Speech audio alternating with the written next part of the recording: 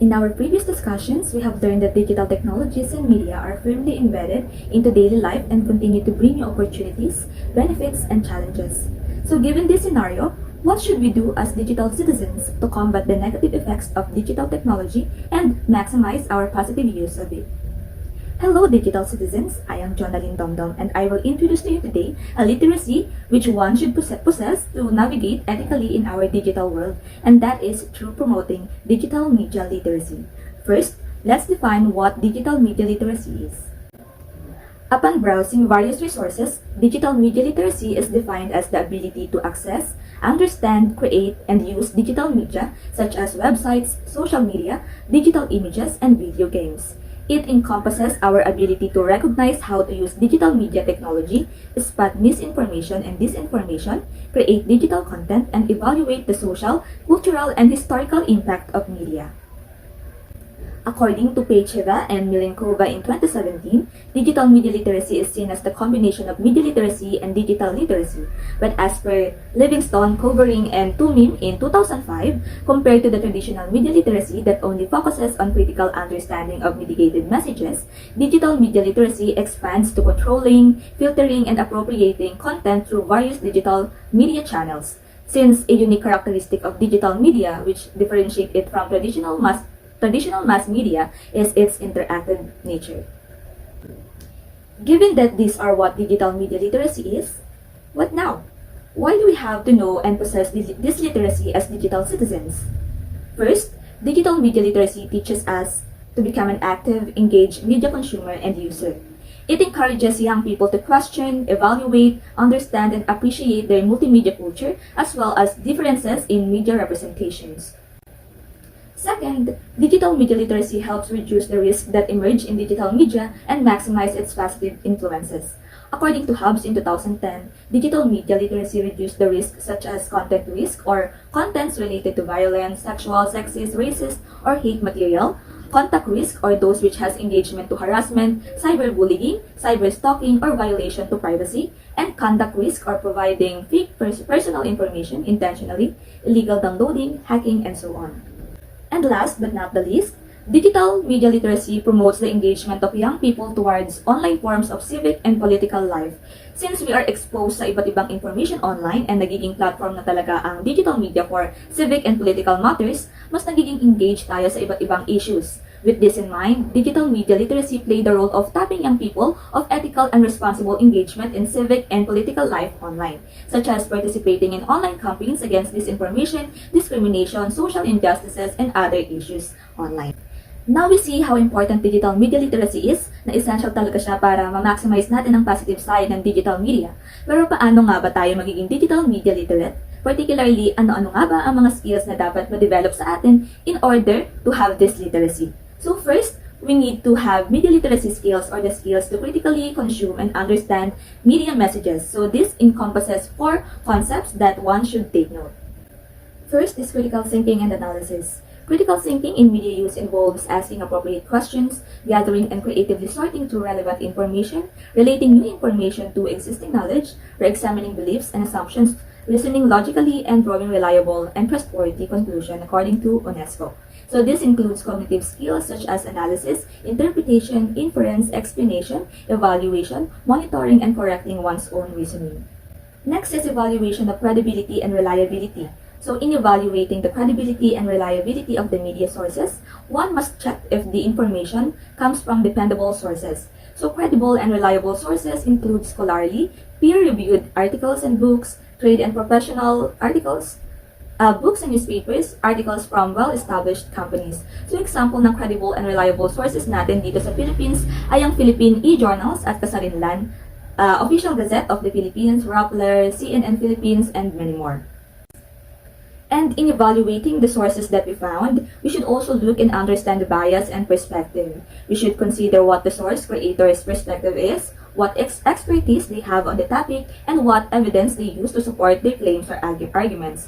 So to verify the evidences, we should read laterally and look at other sources. So hindi lang tayo magdedepend sa isang sources. So dapat kino-compare natin yung different sources to check for the biases or perspective of the authors. So including ones that may present a different perspective that is still well supported by the evidences. And lastly is recognizing misinformation and disinformation. We should differentiate first these two terminologies which are often used interchangeably. Misinformation is any false or misleading information which is unintentionally presented as fact. Example sa Philippine context ay during the Halalan 2023 wherein naging talamak ang misinformation dahil sa kawalan din ng mga naunang skills na nabanggit ko kanina.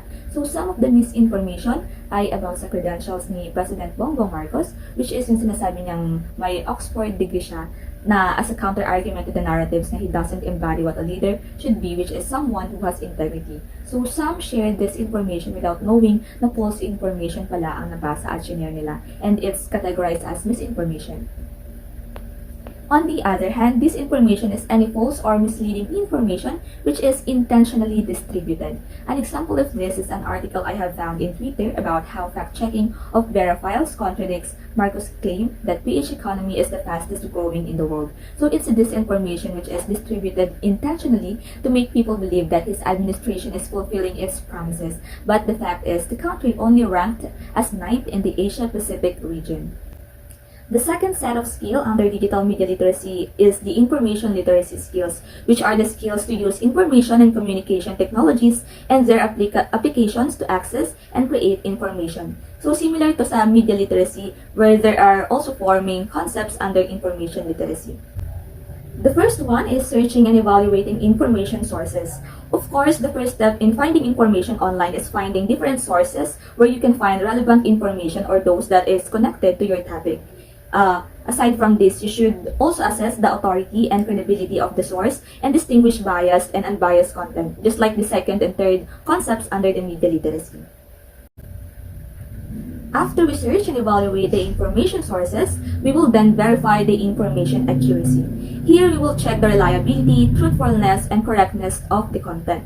Mag-fact check tayo dito to spot misinformation and disinformation and also spot for grammatically incorrect statements kasi dun madalas na nami-measure ang accuracy ng information.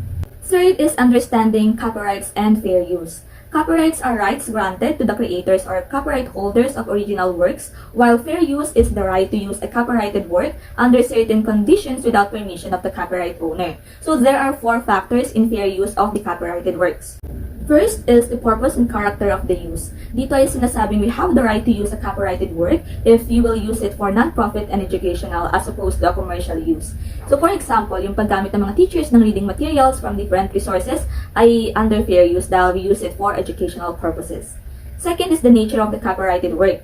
Fair use will apply if the work to be used is factual in nature such as technical, scientific, etc. So as opposed to the works involving more creative expressions such as plays, poems, fictional works, and paintings and so on. So hindi applicable din yung fair use sa standardized tests, workbooks, and works that are meant to be consumed.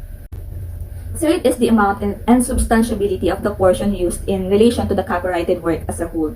So dito, the larger the amount of a work one uses, the less likely na magiging fair use yon. Ibig sabihin, less yung fair use kapag malaking portion and substance in quality and quantity from the original work yung gagamitin. And lastly is the effect of the use upon the potential market for or the value of the copyrighted work. So kapag minimal or negligible yung naging impact ng paggamit mo ng copyrighted works as a market for the work, so it is fair use or applicable dun yung fair use. So these two concepts actually, yung the copyright and the fair use is under the umbrella of intellectual property, which is defined as a range of legal rights that protect the creations of the mind and created effort. So to promote respect for the creators and copyright holders of online content, we should think first about whether we're acting in a way that shows respect for the people who made and own a copyrighted work before we watch, listen, or play online media. So by understanding the different intellectual property rights of creators, there will be lesser chance to violate intellectual property laws. In promoting digital media literacy, there are ethical considerations and challenges that one might encounter. The first is the responsibility of media creators, social media platforms, or regulators through the value of accountability. Since these mentioned sources are our main digital media sources ng information nowadays, so their accountability when it comes to misinformation and disinformation should be taken into consideration. Next is the lack of knowledge on fair use guidelines, which might lead to plagiarism. So it's an ethical challenge which might clash with the value of credibility, since if we don't have enough knowledge, if you're using copyrighted works fairly, we might not be able to determine if we're plagiarizing the works. Or vice versa, with using information without knowing if na-check ba lahat ng factors for fair use or not. Next is collaboration and cooperation among stakeholders such as the school, parent, and government through the value of collaboration. Promoting digital media literacy, especially to youths, is a whole school approach wherein there should be collaboration between the said stakeholders. And fourth is the cognitive and psychological impact to individual of the increasing personal responsibility, which clash with the value of compassion. Since there were a lot of responsibility given to an individual as digital citizen, it might be too much for them to act upon. Fifth is the difficulties in finding evidence and evaluation of digital media literacy. So it is an ethical challenge that involves the critical thinking of the user and the test makers. The accuracy of digital media literacy assessment is still vague and needs more assessment. That's why it's an ethical challenge. And lastly, which I think can be an ethical consideration as well with regards to promoting digital media literacy, is the grossly unethical behavior such as defrauding funders, which clashes with the value of honesty and integrity. So of course, in creating programs and projects that promote digital media literacy, it needs funds to be able to work and be implemented. So such unethical behavior should be observed. The ethical theories and frameworks where digital media literacy is rooted are utilitarianism, deontology, and right-based theory. Under the lens of utilitarianism, digital media literacy would involve minimizing the harm or risk caused by digital media, such as issues like misinformation, disinformation, copyright infringement, etc., and maximize its positive influences. Second is using the deontological ethics, wherein promoting digital media literacy is ethical because as end users of different digital media, we have the duty to follow national policies and regulations related to digital media literacy or the use of digital media platforms. So the last is digital media literacy is anchored on respecting human dignity, particularly respecting the moral rights of every individual, which is the concept of right-based theory. In understanding and respecting intellectual property rights, we use this ethical lens to understand that we have moral rights in media use, but we also have moral obligations to respect others the same way. And the last part of this presentation is to provide specific and effective ways to handle the issues about digital media literacy and to address ethical challenges surrounding this issue. First is to develop a coherent understanding of the media environment.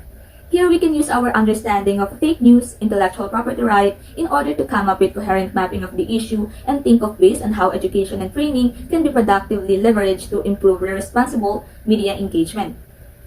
Second is providing teacher and training curricular resources. So teacher training and curricular resources will be of great help to promote and strengthen digital media literacy and media education at different schools.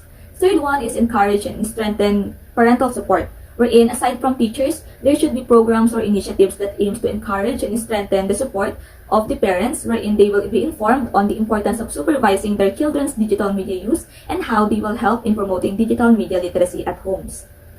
The fourth one is supporting community-level digital and media literacy initiatives. So from teachers to parents, the community is an immediate environment for the youth. That's why there's a need to support community-level digital and media literacy initiatives. And lastly is to prioritize the creation of national media literacy evidence base. So the creation of a national media literacy evidence base should be prioritized wherein the programs to be implemented for digital media literacy should be evidence-based or based from the researches. To end this presentation, I would like to quote the words of Kofi Annan. Knowledge is power, information is liberating. Education is the premise of progress in every society, in every family. So let us educate ourselves and others of what digital media literacy is and why do we need to acquire or possess this literacy in this digital world. Thank you for listening.